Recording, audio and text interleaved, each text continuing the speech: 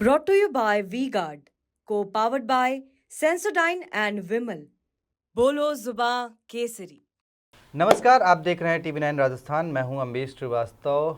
अब देखिए, देश में भले ही चुनावी माहौल है, मूड है।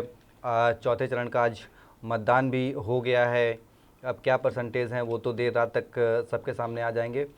अब राजस्थान में भले ही 2 चरणों के मतदान पहले मतलब राजस्थान में भले ही मतदान जो है वो शुरुआती 2 चरणों में पूरे हो गए, लेकिन सुर्खियाँ और सरगर्मियाँ जो हैं वो लगातार बढ़ती जा रही हैं। राजस्थान का मौसम भी जैसे जैसे बढ़ रहा है, खैर राजस्थान के देश में भी मौसम जो है, गर्मी का मौसम बढ़ता जा रहा है, तापमान बढ़ता जा रहा है, उसी के साथ राजस्थान में बढ़ रहा है।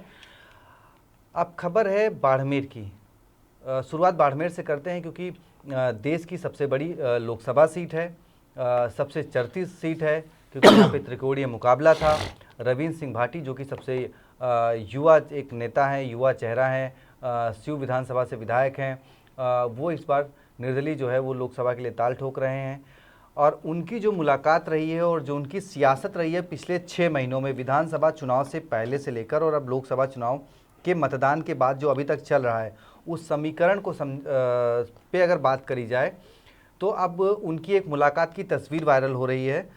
तस्वीर जो है जिनसे वो मुलाकात कर रहे हैं वो हैं देवी सिंह भाटी, जो कि बीजेपी के वरिष्ठ नेता कहें, कद्दावर नेता कहें, जो भी आप उनको कहना चाहें, वो हैं। वसुंधरा राजे के बहुत ही खास माने जाते हैं। अब उनके साथ रविंद्र सिंह भाटी की मुलाकात, तस्वीरें वायरल हो रही हैं। नतीजों का समीकरण आप लगातार जान रहे हैं। क्या कुछ कहा जा रहा है कि भाई 4 जून के बाद कुछ फेरबदल हो सकता है, और इस मुलाकात और नतीजों के बाद क्या कुछ होने वाला है, ये सब पूरा समीकरण बड़ा मतलब मिक्सअप सा हो रहा है। तो हम समझेंगे ज़रा सीक्वेंस वाइज। हमारे जो executive producer Pushkar Chauhan sir हैं, सर फोटो की मुलाकात, देवी सिंह भाटी के साथ मुलाकात भाटी की, और 4 जून के नतीजे, कुछ लिंक बन रहा है थोड़ा सोशल मीडिया पे? तो यही थोड़ा पीछे चलते हैं ना, करीबन पूरे एग्जैक्ट 5 महीने पीछे।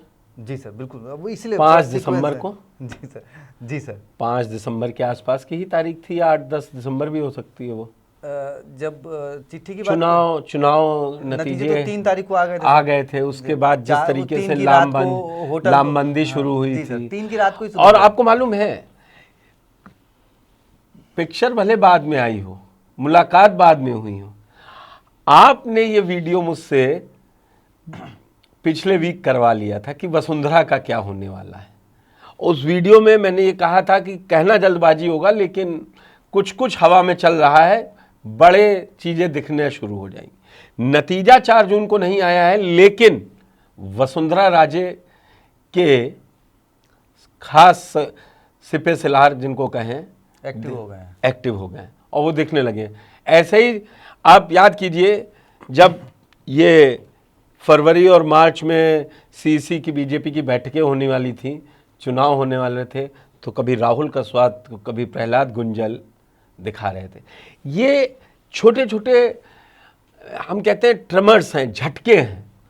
बड़ा खेल तो अब दिखाई देगा आपको 4 जून के बाद, या उससे 4 जून के बाद दिखाई देगा। उसकी एक तस्वीर है।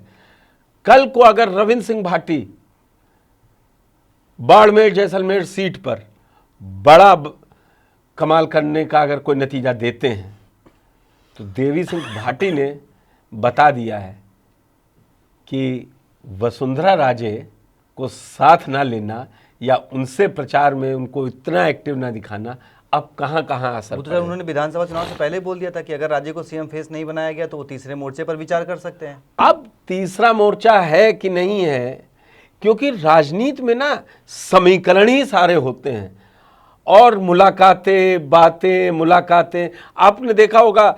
अगर अभी कहीं गलती से किसी एयरपोर्ट पे भी वसुंधरा राजे और अशोक गहलोत की 2 मिनट हाल चाल की भी हो जाए। सर वो है, हमारे TV9 राजस्थान पे एक वीडियो अपलोड है, मध्य प्रदेश के पूर्व मुख्यमंत्री शिवराज सिंह चौहान और अशोक गहलोत की मुलाकात। वो कह रहे हैं जीतू कि मुझे मालूम पड़ा, जीतू पटवारी साथ में थे, बोले कि मैं मिलना चाहूंगा जैसे ही मुझे मालूम पड़ा कि आप आ रहे हैं। गहलोत ने बोला कोई इससे फर्क तो नहीं पड़ेगा आपको? हाँ, नहीं बोले मैं डरता नहीं हूं, मुझे जिससे मिलना होता है मिलता हूं।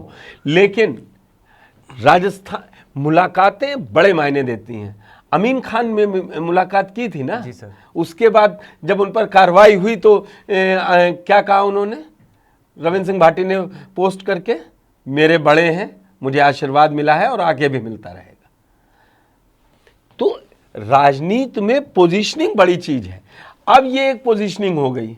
आप ये देखिए ना, धीरे धीरे इस गुट के असंतुष्ट, उस पार्टी के असंतुष्ट अगर एक साथ आने लगेंगे तो सरकार चलाने में किसको दिक्कत होगी?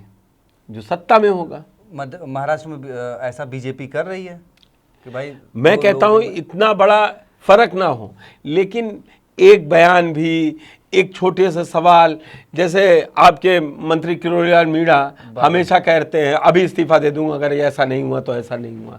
ईआरसीपी पे चिट्ठी लिखी चुके हैं, जैसे नतीजे आएंगे तो ईआरसीपी वाली चिट्ठी लेके विपक्ष ऊपर आ जाएगा, कहेगा ये क्या कर रहे हैं आप लोग। नतीजा कुछ भी हो, प्लस हो तब भी, माइनस हो तब भी, विपक्ष के लिहाज से कह रहा हूं। तो इसने वो हवा दे दी है कि जो अड़ गए थे कि वसुंधरा राजे को मुख्यमंत्री बनाइए, वो भी 5 महीने पहले। जी सर। तो अब अगर वो ये बात कह रहे हैं तो जो हम लोगों ने एक वीडियो किया था कि वसुंधरा राजे अब अपना मसल्स फ्लेक्सिंग करेंगी, वो बाहुबल दिखाएंगी कि हमारे साथ लोग हैं, अगर कोई नतीजा ऐसा आता है तो ये थोड़ा हल्का हल्का टेस्टिंग वाटर, नहीं कहते हैं कि हांडी में चावल पकने के लिए ऊपर वाला एक चावल देखा जाता है, अगर पक गया, आप तो बहुत अच्छे शेफ भी हैं तो मालूम कर लेते हैं आप कि हाँ पक गया है, नहीं अभी अभी मसाला नहीं सब्जी का, तो वो वाला हाल है। तो कुल मिला के बीजेपी के लिए मुश्किल तो नहीं, जो अब आप मीडिया पे इतना इंटरेक्ट करते हैं तो आपको जवाब तो देने पड़ेंगे कि इस मुलाकात के क्या मायने हैं। और अभी जो 4 जून से पहले है, तो ऐसे कोई नतीजे आने से पहले रविंद्र भाटी के लिए कुछ ऐसा भी नहीं बोल सकते हैं, कल को क्या हो जाए और क्या जरूरत पड़ जाए तो ये वाले बयान अम्बेश लोग लेके आएंगे कि सर अब इसके क्या मायने, ये कितना परेशान डालेंगे। तो लेकिन हवा में सियासत टहल गई। सर अब देखिए, एक फोटो वायरल अब क्योंकि बीजेपी की तरफ से हुई है, तो एक जो कांग्रेस के लिए फोटो वायरल हुई है और कांग्रेस में मतलब चौक चौराहों पर राजस्थान की चर्चा शुरू हो गई है। खैर वो एक शादी समारोह की तस्वीर थी जिसमें रामनिवास गावड़िया और बीजेपी की उम्मीदवार ज्योति मिर्धा जो है वो साथ में एक चेयर पे, कुर्सी पे, सोफे पे बैठे हुए थे। अब उसमें सियासत ढूंढ ली गई। अब आप देखिए, मैं इसीलिए कहता हूं मुलाकात हुई, क्या बात हुई वो छोड़ दीजिए। वो मैं आपको एक इंसिडेंस बताता हूं, मतलब ये इस राजनीति से ही जुड़ा है। तब शर्मिष्ठा मुखर्जी कांग्रेस में हुआ करती थी, प्रणब मुखर्जी को आरएसएस के एक फंक्शन में जाना था। जी सर। ठीक है, बोलने जाना था, प्रणब मुखर्जी ने तय किया। कांग्रेस की लाइन थी कि नहीं जाना चाहिए, लेकिन वो पूर्व राष्ट्रपति हो चुके थे तो उनको ऊपर आप वो नहीं कर सकते। तो उनकी बेटी ने एक ट्वीट लिखा था, तब एक्सपोज ट्विटर हुआ करता था, बोले थे आप जाएंगे, क्या बोलेंगे ये मायने नहीं रहेगा, तस्वीरें हमेशा लोगों को याद रहेंगी आप कहां गए थे। तो वही बात, अब ज्योति मिर्धा कांग्रेस में भी रही हैं, अगर उनका देखा जाए तो पुरानी कांग्रेसी हैं। जब कल को कोई स्थिति बदलती है तो जब उनको अगर वापस लौटना होगा तो कहेंगे मेरी तो कांग्रेस में घर वापसी हुई। पूरा मिर्धा परिवार ही सर, मिर्धा, रामनिवास मिर्धा, कोई भी उनके चाचा और सब जी। लेकिन अब वो मिले जो रामनिवास गावड़िया, उन्होंने हो सकता है पुराने कांग्रेसी वो भी हैं, वो भी कांग्रेसी, वो वहाँ परबत से विधायक हैं जहाँ पे ये शादी समारोह था वहाँ। अब नमस्कार हुई तो बातचीत हुई तो तुरंत ही खबर नवीसों ने खबर निकाल ली कि ये क्या हो रहा है। अच्छा, अब उस खबर को ले कैसे गए कि हनुमान बेनीवाल की जो टीम है, जो सबसे एक्टिव टीम है, उसने बता दिया कि यहाँ पर कांग्रेस के एक विधायक ने गठबंधन धर्म नहीं निभाया है। पायलट से जोड़ के सर कि पायलट गुट के अब वो क्या हो गया, वो जोड़ दिया उसको कि वो पायलट के लिए था, वो पायलट के करीबी हैं। अब भाई जैसे देवी सिंह भाटी मिले तो वो वसुंधरा करीबी है, तो आप जिसके करीबी होंगे वहीं जाएगा ना बात। अब ये समस्या, अब पायलट ने अभी इस पर कुछ ना बोलना है ना कुछ कहना है, लेकिन अब ये सियासी गलियारे में जब तक 4 जून को रिजल्ट नहीं निकलता है, और जैसे निकलेगा तो सबसे ज़्यादा इसी चल क्या रामनिवास गाबड़िया के भले बाद में आप जब कैलकुलेशन देखेंगे कि रामनिवास गाबड़िया के विधानसभा में अच्छे वोट मिले और बढ़त देखेंगे। रामनिवास गाबड़िया ने बाकायदा वहाँ उनके लिए सभाएं, हनुमान बेनीवाल की सभाएं करी, उनके रिसीव किया उनको, वो मैं वही बता रहा हूँ, ये तो नतीजा पॉजिटिव आने पे, लेकिन सर अगर निगेटिव हो गया तब तो उसमें दिक्कत वही हनुमान बेनीवाल अच्छा इसको कॉन्टेस्ट इसलिए जोड़ा रहा है क्योंकि हनुमान बेनीवाल ने एक बयान, मैंने आपको पहले भी बताया कि हनुमान बेनीवाल ने ये बयान दे रखा है कि भाई सचिन पायलट आते तो कितना फर्क पड़ता, 5 से 7 वोटों का फर्क पड़ता, तो नहीं है कोई बात, अब नहीं है। अब इसी में और एक चर्चा चल रहा है, पूर्व सीएम अशोक गहलोत ने फिर टिप्पणी कर दी है, अब ये फिर अदावत शुरू होने वाली है मुझे लग रहा है।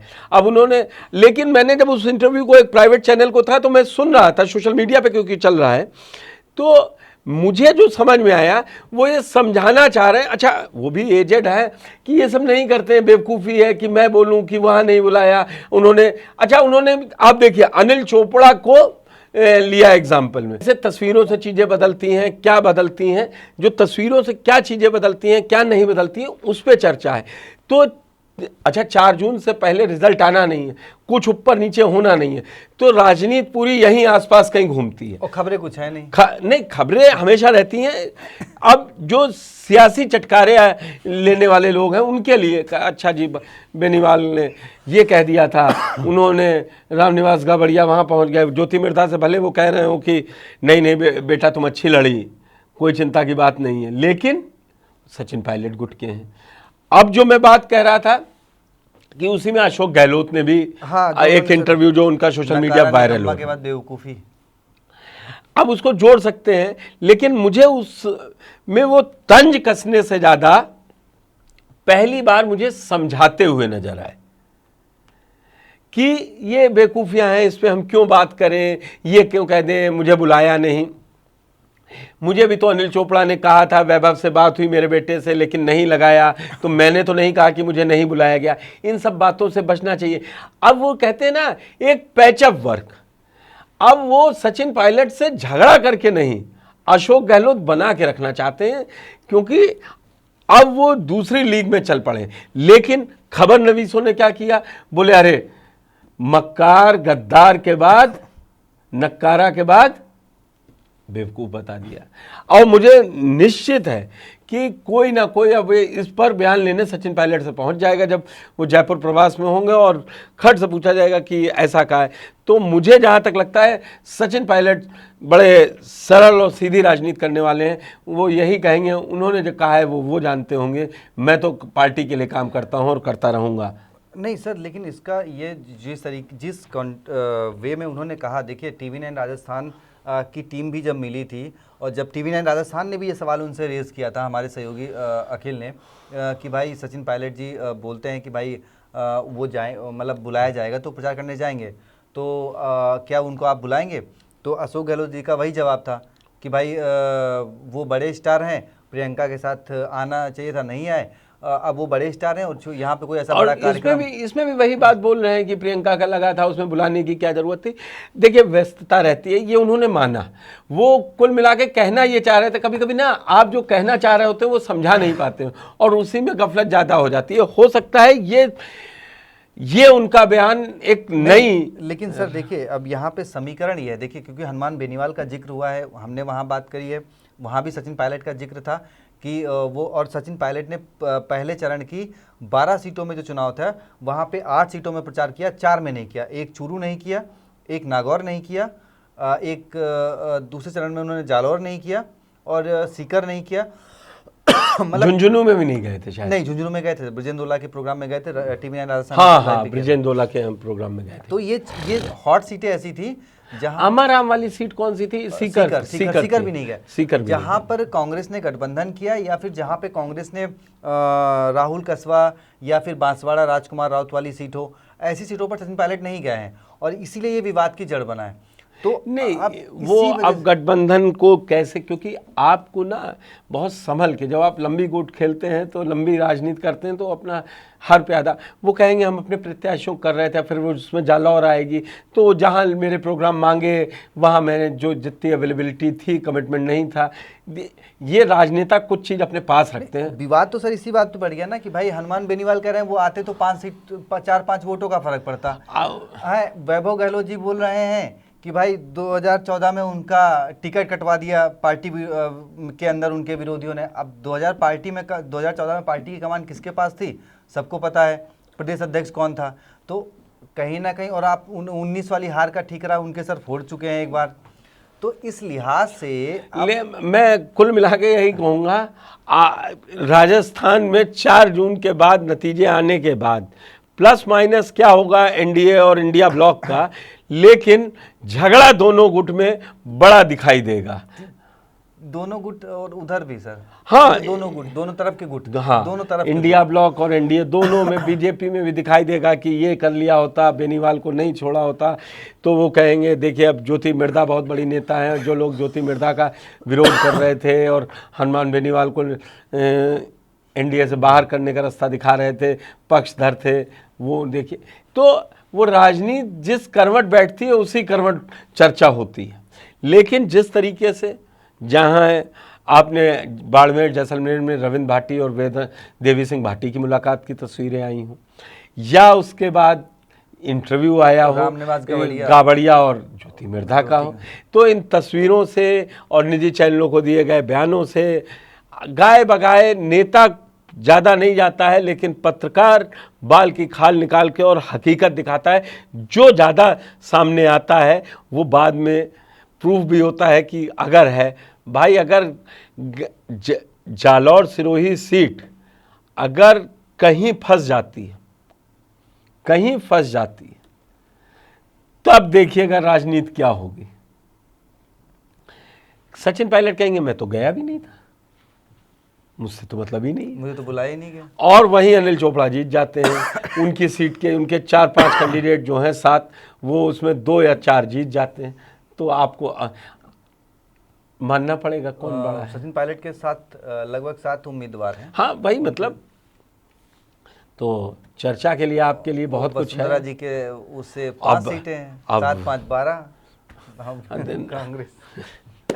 चलिए खैर, देखिए सीटों का समीकरण क्या कुछ होगा, नतीजे अब उसका इंतजार करिए, क्योंकि हम लोगों ने हर तरीके से बात कर ली है। बाकी कुछ क्या कुछ नया होगा वो कल एक बार 8 बजे फिर आपके साथ हाजिर होंगे। और बाकी खबरों के लिए जो हमारे नए सब्सक्राइबर हैं वो TV9 राजस्थान को सब्सक्राइब ज़रूर करें, और जो पुराने लोग हैं प्लीज़ शेयर करिए। व्यूज़ ना बड़ा, वो सब्सक्राइबर बड़े कम बढ़ रहे हैं सर, आप बोल दो शायद आपकी सुन रहे हैं। भाई मैं ये भरोसा दिलाता हूँ कि अम्बेश और उनकी टीम जो राजस्थान की सियासी नब्ज़ है उसकी खबर आप पास नहीं छूटती है। बस आप उनके जो भी वीडियो हैं उसको ज़्यादा से ज़्यादा शेयर कीजिए, लाइक कीजिए, उससे लोगों के पास पहुंचेंगी तो उनके वीडियोस और ज़्यादा सब्सक्राइबर बनेंगे, तो शायद अम्बेश ज़्यादा खुश होगा और आप पास और ज़्यादा खबरें लाएगा। चलिए, बहुत बहुत शुक्रिया इसी के साथ। तो थैंक यू सर हमारे दर्शकों को समझाने के लिए। 3 कहानियाँ जो आज हमने बताई हैं, बाकी के समीकरण 4 जून को और कल इंतज़ार करिए। धन्यवाद। Brought to you by V-Guard, co-powered by Sensodyne and Vimal. Bolo Zuba Kesari.